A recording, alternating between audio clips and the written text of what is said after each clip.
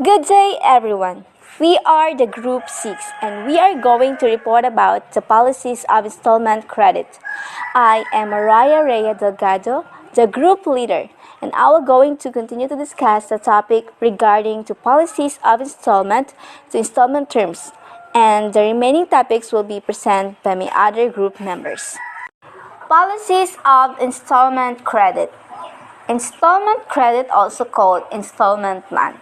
So, in business credit, that is granted on condition of its repayment of regular intervals or installment over a specific period of time until paid in full. So, yung installment credit is also a loan for a fix of money that a borrower agrees to make a set number of monthly payments at a specific amount.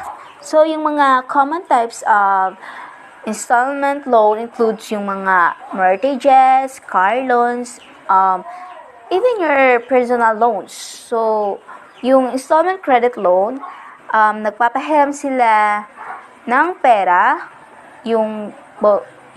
at saka yung both creditor and debtor nag-a-agree sa kung paano babayaran yung amount for kumari monthly payments until na mabayaran ito ng fully paid ng debtor. Goods to sell.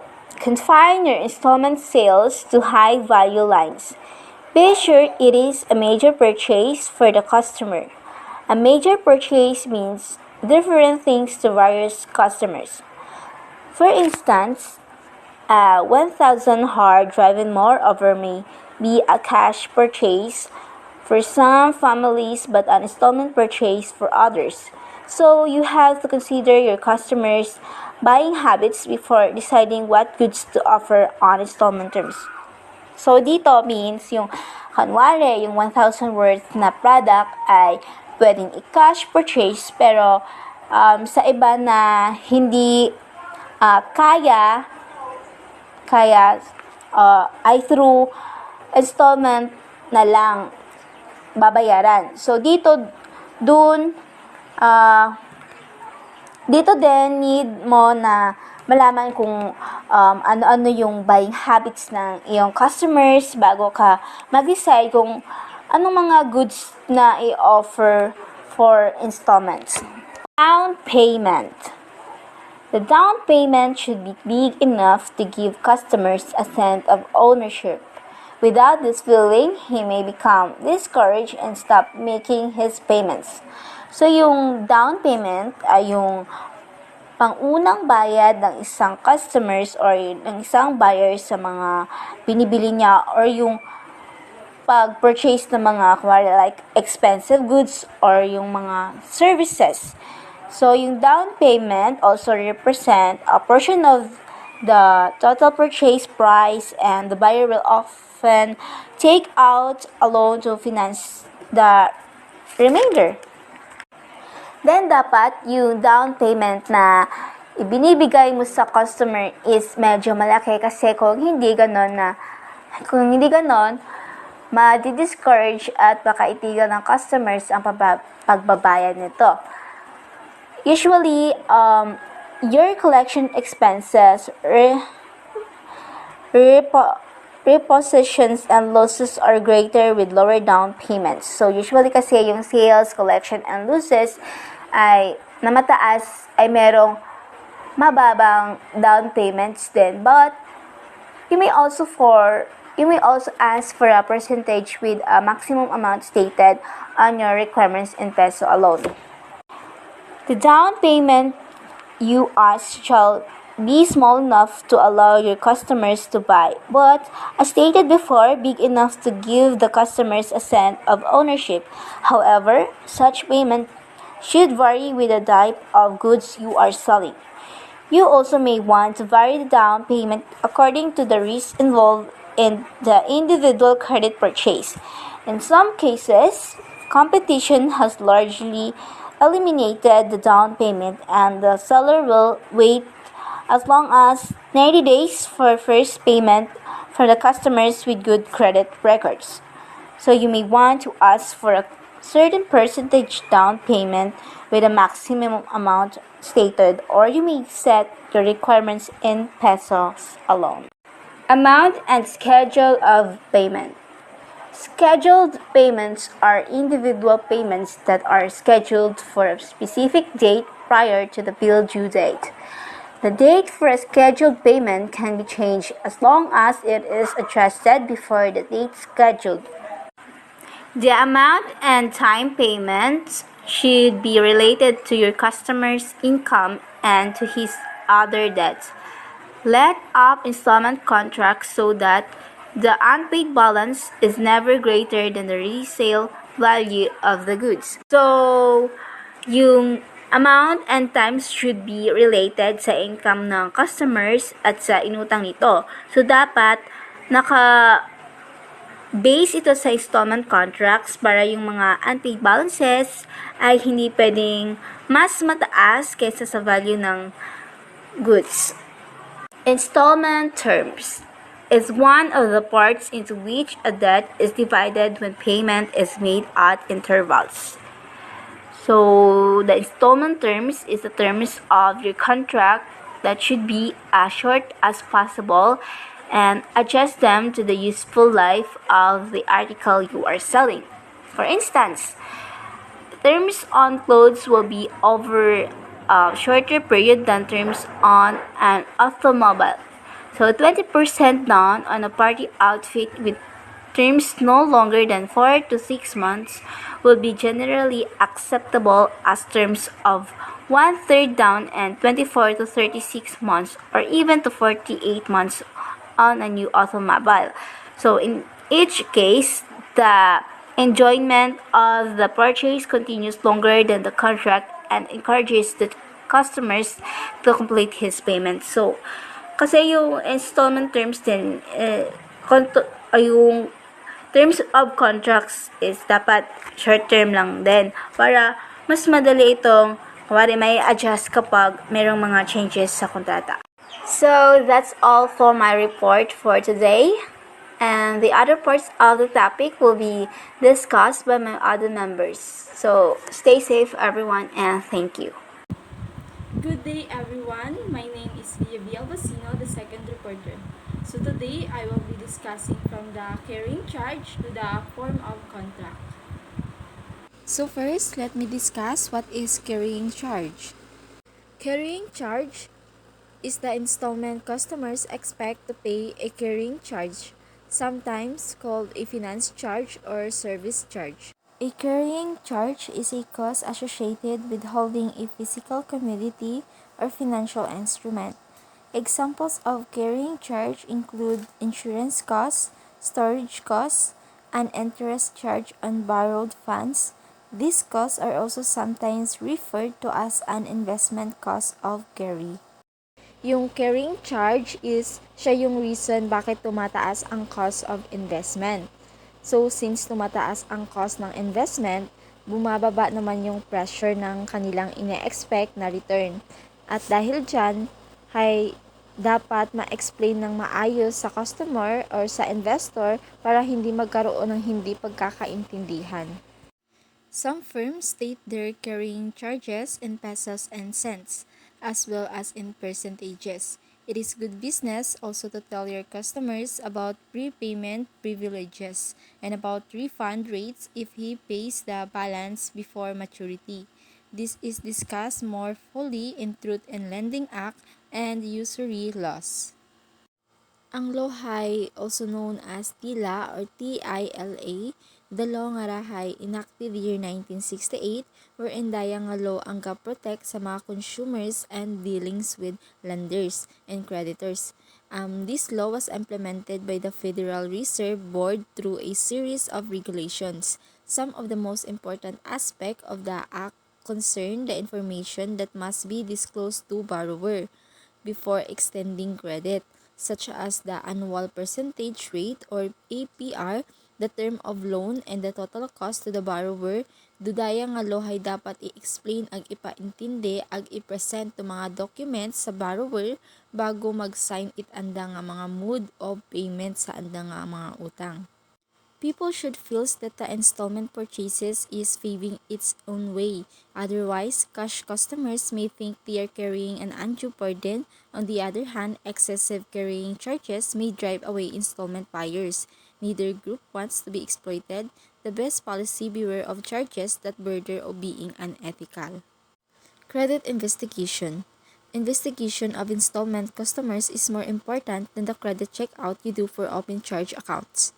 The reason: your installment credit accounts usually represent a high average sale figure and they are extended over the very long time.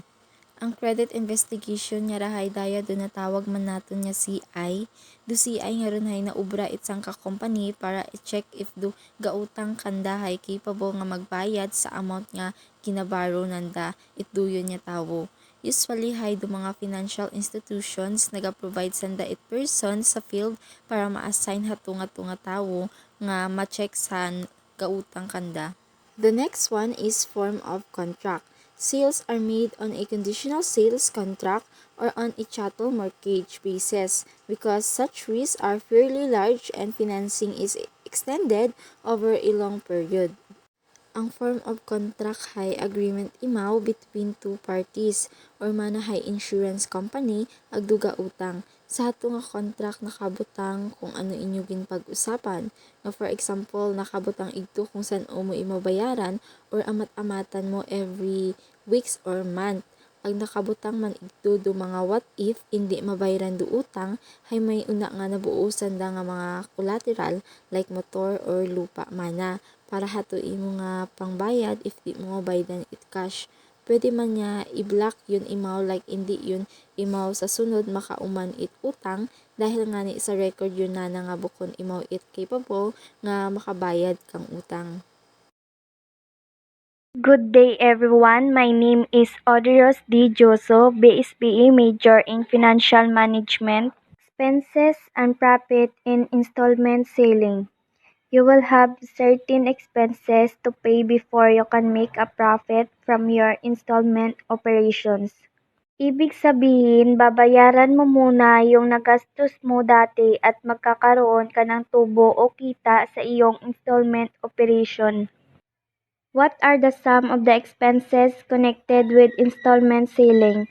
Among them are number 1, salaries for people to run your credit operation. Number 2, expenses of office space, supplies, and utilities. You may not have to rent additional space, but you will have to consider the sales you might have made in the space devoted to credit operation. Halimbawa ay apartment, magbabayad ka every end of month, that is considered installment selling. Number 3, collection and repossession expense. Ibig sabihin, kukunin yung produkto para mabayaran yung utang. Makukuha lamang yung produkto kung ito ay nakasaad sa contract o kasunduan. Number 4, interest on money borrowed to carry on your business. Halimbawa, lending. Ibig sabihin, ipapahiramin ka ng pera pero may interest na ito. The longer the contracts, the larger the amount of money you will have to tie up in receivables to do a given amount of installment business. Ibig sabihin, the longer the contract, mas better kasi malaki yung makukuha at saka maliit lang dapat yung down payment na binayad ng customer. You will also have the advertising bills of announcing and promoting the plan. Halimbawa, magpo-promote ka ng produkto mo. Para makilala yung produkto mo, kailangan mong i-advertise halimbawa sa television. So, magbabayad ka ng malaking pera in order to advertise your product. If you are selling on cash and open charge and add installment credit, you will have the problem of dividing expenses connected with installment selling from those resulting from open charge accounts. This lets you know whether each credit plan is paving its own way. You offset such expenses by selling more. Gross profit in installment sale should be for the program and leave more net profit than you could have had with only cash sales. Customer help cut the expenses by paying a service charge for the privilege of buying on installment. Ibig sabihin, sale on installment has an advantage when it comes to setting off expenses. Sinasabi rito na mas tumataas raw yung profit mo dahil yung expenses ay nakakat off raw ni buyer. How many piso? Under certain conditions, what would be the maximum number of pesos you could have tied up in installment receivables? The maximum peso amount you would have tied up in installment receivable is shown in the table below.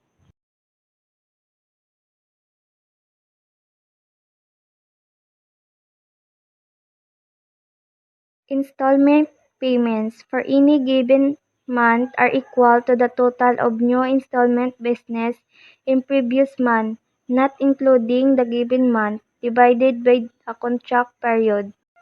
Installment receivables for a given month are equal to installment receivables of the previous month plus the new installment business written during the given month. The receivable increase by smaller and smaller amounts each month. They reach a peak of 333,900 in the 6th month and remain unchanged thereafter. Yung sale on installment is much profitable than selling through cash. Sa sale on installment kasi is bukod sa principal amount na babayaran ng buyer is may idinadagdag tayong service charge wherein which is a kind of profit tapos tax advantage pa siya dahil you can divide your revenue by years. Ibig sabihin, mas konti yung babayaran na tax. Sale on installment on addition is only profitable if and only yung 5 na situation kung masusunod. Number 1, all the contracts have the same terms. Number 2, no customers is past due in his payment. Number 3, no one pays more than he agrees to each month. Number 4, no one pays in a shorter length of time than agreed. Number 5, no one adds additional purchase on his installment contract prior to completion of payments. Good day everyone, I am Engineer A. Miskinan, a BSBA student. I will continue the report, the forecast of credit and collection. First, a forecast of credit and collection picture in the coming year or several ways. When you say a forecast, it is the process estimating of a business performance. Sa forecast, makikita mo lahat ng iyong nilista kahit gaano pa ito katagal or kahit sa simula pa lang ng iyong business, you can predict it. Second, a well-thought-out statement of credit objectives, the grand design, the credit function of the firm, and the specific design. On the statement of credit objectives and the firm specific design, you will see there the outstanding balances on how to improve the cash flow of the credit objective, and it is the key of the management of a profitable. Third, a statement of credit policies and procedure to design and coordinate and accomplish objectives by means of standardized and regularized. Third, this is the guidelines of structure of the amount of credit granted to a customer. If we had a credit policies, it will organize the procedure of a business. Also, it is easy to accomplish the means of standard of every credit. Fourth, a program activities indicating a priorities of action steps in achieving the stated objective. I think we should need an activities when we indicate to priority the achieving the steps of a forecast and credits to achieve the objective. 5. Fifth, a budget allocating facilities, materials, and men in order to achieve the same stated object. We need to budget everything in every facilities, material, order to achieve the objective that we wanted. Because if we fail the budget, we will be short of the money, also the materials. The credit plan should take into account the capabilities and needs of enterprise and how the credit arm could best serve the overall interest of a business. Finally, the credit plan must be well understood and appreciated by the credit and people involved. It is really important to have a plan into the account of capabilities of every needs of an enterprise because it could be the overall of interest of a business. And also you have a credit plan also to understood every list, also the people involved here upang hindi tayo malito sa paglista. The forecast of credit and collection in the specific figures should be tied in closely with the production of sale forecast.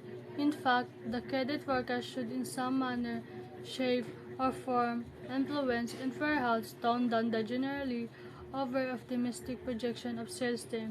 When we say the forecast of credit and collection, it uses the data as input to make inform the determining of the direction of a future business. It utilizes the business to determine how to allocate the plans of a period of time to project a sales term. Thank you.